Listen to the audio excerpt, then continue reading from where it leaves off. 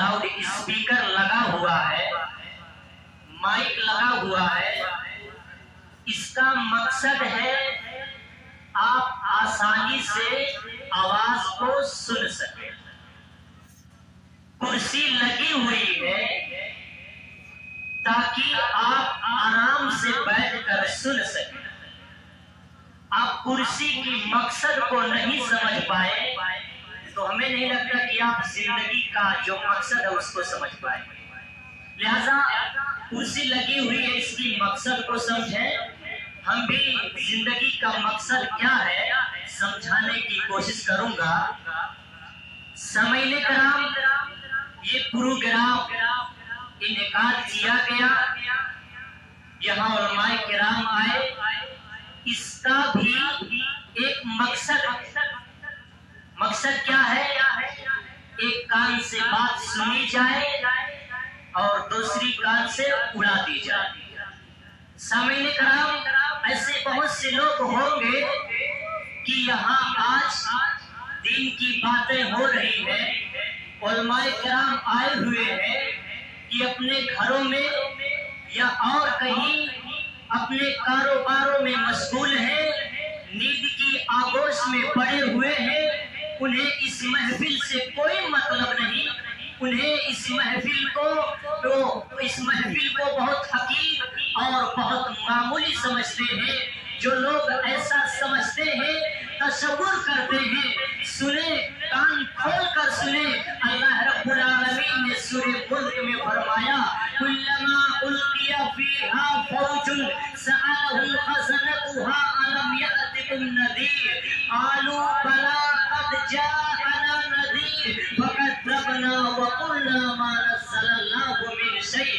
جب ایک گروہ جہنم میں ڈال دی جائے گا تو جہنم کے داروغے ان سے سوال کریں گے، ان سے پوچھیں گے کہ کیا تمہارے پاس کوئی ڈرانے والے نہیں آئے تھے؟ تمہارے گاؤں میں ایک پروگرام کی گئی تھی، دور دراز سے علماء کرام نصیحت کرنے والے نہیں آئے تھے؟ تو جہنمی لوگ جواب دیں گے، جہنمی لوگ کہیں گے کہ ہمارے گاؤں میں پروگرام ہوئی تھی لیکن ہم نے جھٹلا دیا، ہم نے جھٹلا دیا، اور ہم نے یہ بھی کہا کہ اللہ نے کچھ بھی نازل نہیں کیا۔ وہ لوگ سمجھا رہے تھے، آئے تھے، دور دراز سے آئے تھے، لیکن ہم نے ان کی باتوں کو نہیں مانا۔ وہ چیختے رہے، چلاتے رہے، مگر میں نے ان کو نظر انداز کر دیا۔ وہ بلاتے رہے مگر ان کی باتوں پر ہم نے لبیک نہیں کیا۔ سامعین کرام، پکڑے جاؤ گے، آپ سے سوال ہوگا۔ لہذا آپ اس محفل میں آئے اور اللہ نے جو زندگی دی ہے ہم اپنی زندگی کو اسلامی ڈھانچے میں ڈالنے کی کوشش کریں۔ یہ پروگرام کرائی گئی، اس کا مقصد ہے کہ ہم اپنے اندر دین کا جذبہ پیدا کریں اور اپنی زندگی کو اسلامی ڈھانچے میں ڈھال لیں۔ اسی طرح اللہ تعالیٰ نے ہمیں پیدا کیا ہے، ہمیں زندگی دیا ہے، اس کا بھی مقصد کیا ہے؟ اللہ رب العالمین نے فرمایا وَمَا خَلَقْتُ الْجِنَّ وَالْإِنسَ إِلَّا لِيَعْبُدُونَ، کہ ہم نے انسانوں کو، جناتوں کو اپنی عبادت کے لیے پیدا کیا۔ عبادت ہے کیا چیز؟ عبادت کس کو کہتے ہیں؟ آسان لفظوں میں یوں سمجھیے کہ جس چیز کو اللہ رب العالمین کرنے کے لیے کہے اسے بجا نہ کر، اور جس سے روکے اس سے باز آ کر اس کی اللہ رب العالمین کی اطاعت و فرما برداری کر۔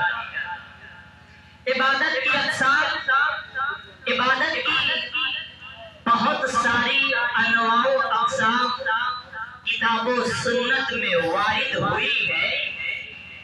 ان میں غور و فکر کرنے سے یہ بات معلوم ہوتی ہے کہ عبادت کی عبادت کے اصناف 3 حصوں میں منحصر کثیر. پہلی قسم قلبی عبادات. قلبی عبادات جن کا تعلق صدر و قلب سے یعنی دل سے ہوتا ہے. یہ دل سے عبادات یہ کیا چیز ہے؟ اللہ رب العالمین سے ڈرنا، اللہ تعالیٰ سے محبت کرنا، اس کے رسول سے، اس کے نبی سے محبت کرنا. سامعین کرام، آج جاڑے کا موسم ہے، سردی کا موسم ہے. ہم لوگ اپنی نیندوں کو قربان کر کے اپنے کانوں میں ٹوپی لگا کر اور اپنے جسم کو سویٹر سے چھپا کر کے ٹھنڈی کو برداشت کر کے آئے ہوئے ہیں. اللہ اور اس کی رسول کی باتوں کو سنتے ہیں. ہمیں وہ وقت یاد آتا ہے، ہمیں وہ حضرت ابو ایوب اور انصاری رضی اللہ عنہ کا وہ نبی کریم صلی اللہ علیہ وسلم سے محبت کرنا یاد آتا ہے کہ جب نبی کریم صلی اللہ علیہ وسلم حضرت ابو ایوب انصاری رضی اللہ عنہ کے مکان میں آئے. ان کا مکان 2 منزلہ کا تھا. حضرت ابو ایوب انصاری رضی اللہ عنہ کے گھر آتے ہیں. حضرت ابو ایوب نے فرمایا کہ اے اللہ کے نبی، آپ اوپر والی منزل میں ٹھہر جائیں. لیکن نبی کریم صلی اللہ علیہ وسلم نے نیچی والی منزل میں ٹھہرنا پسند فرمایا. حضرت ابو ایوب انصاری اوپر والی منزل پر رہتے تھے، مگر اس قدر احتیاط کرتے تھے کہ اگر کبھی غسل وغیرہ کا پانی یا مٹکا پھوٹ گیا، اگر پانی چھت میں جذب ہو کر نیچے ٹپکے گا تو نبی کریم صلی اللہ علیہ وسلم کو بڑی تکلیف ہوگی. چنانچہ ایک دن جاڑے کے موسم میں، سخت سردی کے موسم میں رات کے وقت پانی کا گھڑا ٹوٹ گیا، جس کی وجہ سے چھت پر پانی پھیل گیا. خود میاں بیوی نے سوچا کہ نبی کریم صلی اللہ علیہ وسلم نیچے سوئے ہوئے ہیں، اگر پانی چھت میں جذب ہو کر نیچے ٹپکے گا تو نبی کریم صلی اللہ علیہ وسلم کو تکلیف ہوگی. چنانچہ حضرت ابو ایوب اور ان کی بیوی نے اپنی اوڑھنے والا لحاف، اپنا کمبل جس کے سوا ان کے پاس دوسرا لحاف نہیں تھا، فوراً اوڑھنے والا لحاف سے اس پانی کو جذب کر لیتے ہیں اور خود میاں بیوی نبی کریم صلی اللہ علیہ وسلم کی محبت میں اپنی نیند کو قربان کر دیتے ہیں. اور ساری رات گزر گئی، پوری رات گزر جاتی ہے، دونوں یوں ہی کانپتے رہے. سامعین کرام، وہ جذبہ، وہ نبی کریم صلی اللہ علیہ وسلم سے محبت آپ کے اندر دکھا. آپ آئے ہیں اور آپ آخری وقت کر رہیے گا. یہ قلبی عبادت ہے، نبی سے محبت کرنا. یہ قلبی عبادت ہے، اللہ سے محبت کرنا. یہ قلبی عبادت ہے، اس کے عذاب سے ڈرنا، جہنم سے ڈرنا. یہ قلبی عبادت ہے. سامعین کرام، اللہ پر توکل کرنا یہ قلبی عبادت ہے. اس کی رحمت سے پر امید ہونا یہ قلبی عبادت ہے. اسی طرح دوسری قسم فعلی عبادات. فعلی عبادات جن کا تعلق بدن سے ہوتا ہے. یہ بدن سے عبادت ہے کیا چیز؟ سامعین کرام، جیسے نماز پڑھنا، روزہ رکھنا، حج کرنا، زکات دینا، جس کو دوسرے بدنی عبادات کے نام سے مسموم کیا جاتا ہے. تو یہ بدنی عبادت. اور تیسری عبادت قولی عبادات. قولی عبادات یہ ہے کیا چیز؟ اس کا تعلق زبان سے ہوتا ہے. زبان سے جیسے دعا، تسبیح، تحلیل، یہ قولی عبادات ہے. سچی باتیں کرنا یہ قولی عبادات ہے. سامعین کرام، ہم عبادت اس اللہ رب العالمین کی کریں جس نے ہمیں پیدا کیا ہے، ہمیں اپنی عبادت کے لیے پیدا کیا ہے. سامعین کرام، ہم یہ نہ سمجھیں کہ اللہ تعالیٰ نے ہمیں زندگی یوں ہی اور بیکار میں دے دیا. اللہ رب العالمین نے فرمایا افحسبتم انما خلقناکم عبثا وانکم الینا لا ترجعون. کیا تم نے یہ سمجھ رکھا ہے، کیا تمہارا یہ گمان ہے کہ ہم نے تمہیں بیکار پیدا کیا، بے مقصد پیدا کیا اور تم دوبارہ ہمارے پاس نہیں لوٹائے جاؤ گے؟ سامعین کرام، یہ سوچ غلط ہے. اللہ نے ہمیں زندگی دی ہے، اس زندگی کو غنیمت سمجھے. ہمیں اس وقت احساس ہوگا کہ جب ہم جانکاری کے عالم میں ہوں گے، اب تب لگا ہوا ہوگا کہ اس کی روح نکلنے والی ہے. اے لوگوں، ہمیں اس وقت احساس ہوگا کہ اے اللہ ہم تیری عبادت کر لیے ہوتے، اے اللہ ہم تیری عبادت کر لیے ہوتے. ہمیں اس وقت احساس ہوگا جب ہم چارپائی پر پڑے ہوئے ہوں گے، لوگ ہمیں چاروں طرف سے گھیرے ہوئے ہوں گے، بہت زیادہ بیمار ہو جائیں گے. اتنے میں ایک آدمی کہے گا کہ اے لوگوں فون کر کے بلا دو اس کے رشتے دار کو، اس سے ملاقات کر لے. اتنے میں ایک آدمی کہے گا کہ یہ آدمی اب تو لمبی لمبی سانس لینے لگا ہے، یہ آدمی اپنی زبان سے ایک مرتبہ سبحان اللہ نہیں کہہ پا رہا ہے، ایک مرتبہ الحمدللہ نہیں کہہ پا رہا ہے. یہ آدمی اپنے گھر والوں کو پہچاننے سے انکار کر دیا ہے. اتنے میں شور مچے گا کہ اس کے پیر سرد پڑ گئے، اس کے ہاتھ سرد پڑ گئے، اس کے پورے جسم سرد پڑ گئے. یہ تو دنیا سے چلا گیا، یہ تو دنیا سے رخصت ہو گیا. اب جتنے تمہارے دوست ہوں گے ادھر کفن کی تیاری کریں گے، جتنے تمہارے دشمن ہوں گے ادھر خوشیاں منائیں گے. اس بچی کو آپ نے بڑو لاڈو پیار سے پالا تھا، وہ بچی ہاتھ پکڑے گی، کہے گی اے ابو جان مجھے چھوڑ کر کہاں چلے گئے. مگر وہ باپ اپنی بیٹی کو چپ نہیں کرا سکتا کیونکہ وہ دنیا سے چلا گیا، وہ تو دنیا سے رخصت ہو گیا. تو سامعین کرام، ہمیں بھی اس دنیا کو چھوڑ کر جانا ہے اور اللہ رب العالمین ہم سے سوال کرے گا، پوچھے گا. لہذا ہم اپنی مقصد کو پہچانے، اپنی پیدائش کا جو جس مقصد کے اللہ رب العالمین نے ہمیں پیدا کیا ہے اس مقصد کو پہچانے اور اپنی زندگی میں اس کو لانے کی، نافذ کرنے کی کوشش کریں. سامعین کرام، یہ زندگی ایک مسافر کی طرح، جس طرح ایک مسافر کہیں جاتا ہے، سفر کرتا ہے، وہ اگرچہ راستے میں دل فریب مناظر ہو، اچھے اچھے محلات ہو، باغات ہو، اچھے مکان اس کو دیکھنے کے لیے نظر آئے، وہ مسافر چلتا رہتا ہے کیونکہ مقصد منزل اس کی اور آگے وہ چلتا رہتا ہے. اسی طرح سامعین کرام، ہمارا مقصد یہ زندگی نہیں ہے. ہم آخرت کو تیاری کرنے کے لیے دنیا میں آئے ہیں، ہم وہاں کی تیاری کرتے ہیں. ہمارا مقصد جو ہے، ہمارا مشن جو ہے، ہم آخرت کو پائیں اور اللہ رب العالمین کو اپنی عبادت کے ذریعہ راضی کریں.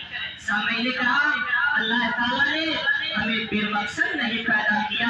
اس دنیا میں انبیاء علیہ السلام تشریف لائے، انہوں نے بتایا کہ یہ تمہارا تصور انتہائی غلط ہے، یہ دنیا امتحان گاہ ہے، یہاں تم آزمانے کے لیے بھیجے گئے ہو. یہاں کی تمہاری ہر حرکت اور ہر سکون کا حساب ہوگا.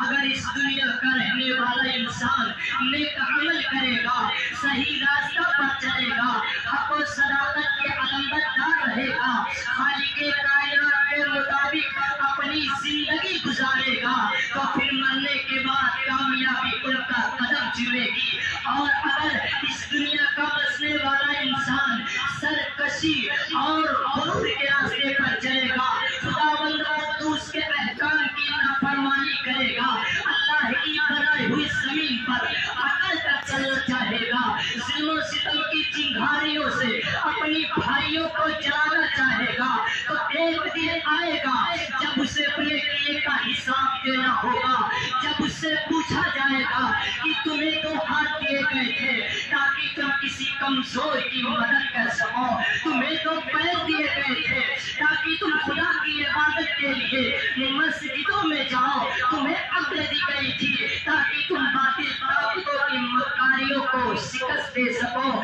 اور حق کی آواز بلند کر دو۔ کیا تم لوگوں نے ایسا کیا؟ اگر ایسا نہ کیا تو پھر یاد رکھو یہ جہنم کی طرح آگ ہے، اس میں تمہیں ڈالا جائے گا۔ سامعین کرام، اور جہنم کی آگ 70 حصوں میں سے ایک حصہ دنیا کی آگ ہے۔ سامعین کرام، اللہ تعالیٰ نے ہمیں آپ کو سب کو عقل دیا ہے، ہم غور کریں، ہم سوچیں کہ 70 حصوں میں سے ایک حصہ دنیا کی آگ ہے اور اس آگ کے پاس، دنیا کی آگ کے پاس کتنی طاقت ہے، کتنا پاور ہے، ہم اندازہ لگائیں، سوچیں۔ آئیے میں بتاتا چلوں، اس دنیا کی آگ میں جب ایک سونار اپنے سونے کو ڈالتا ہے تو اس کو پگھلا دیتی ہے۔ دنیا کی آگ میں جب اس مٹی کو ڈالا جاتا ہے تو اس مٹی کو اینٹ بنا دیتی ہے۔ دنیا کی آگ میں جب ایک لوہار اپنے لوہے کو ڈالتا ہے تو دنیا کی آگ جس شکل میں چاہتی ہے اس کو موڑ دیتی ہے، اور اس آگ سے جہنم کی آگ والحد گنا تیز ہے۔ جب اللہ ہمیں اس آگ میں ڈالے گا، جب اللہ ہمیں اس آگ میں چھوڑے گا تو ہماری حالت کیا ہوگی؟ اے نوجوانوں، ہم اپنی مقصد سے غافل ہیں، ذرا غور کریں کہ ہم گنہگاروں کو جب اللہ ہمیں اس آگ میں چھوڑے گا تو ہماری حالت کیا ہوگی؟ جہنم کی آگ کو تیز کرنے کے لیے مٹی کا تیل ڈالتے ہیں، پٹرول ڈالتے ہیں، لکڑی ڈالتے ہیں تاکہ آگ اور بھڑکے، تاکہ اس کی شعلہ اور تیز ہو۔ لیکن کبھی ہم نے یہ جاننے کی کوشش نہیں کی کہ جہنم کی آگ کو تیز کرنے کے لیے کون ڈالا جائے گا؟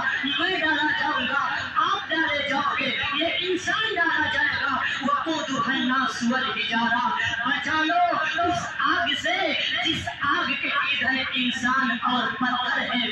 سامعین کرام، یہ زندگی اللہ رب العالمین نے پیدا کیا ہے، دیا ہے آزمائش کے لیے۔ اللہ رب العالمین نے سورہ ملک میں فرمایا الذی خلق الموت والحیات لیبلوکم ایکم احسن عملا، کہ ہم نے زندگی کو، موت کو پیدا کیا تاکہ ہم لوگوں کو آزمائیں، جانچیں، پرکھیں کہ کون اچھا عمل کرتا ہے۔ سامعین کرام، اگر ہم اچھا عمل کریں گے تو اپنے مقصد میں کامیاب ہیں اور ہمیں مرنے کے بعد جنت ملے گی، اور جنت کو حاصل کرنے کے لیے اچھے کام کرتے رہیں جو مرنے کے بعد ملے گی۔ مرنے کے بعد والی زندگی کا نام آخرت ہے۔ آخر میں دعا کروں گا کہ رب قدیر ہم سب کو کتاب و سنت کے مطابق چلنے کی توفیق عطا فرمائے۔ اے اللہ، ہم سب لوگوں کے اندر صحابہ جیسی ایمان اور جذبہ پیدا کر دے۔ آمین۔ وآخر دعوانا الحمدللہ رب العالمین۔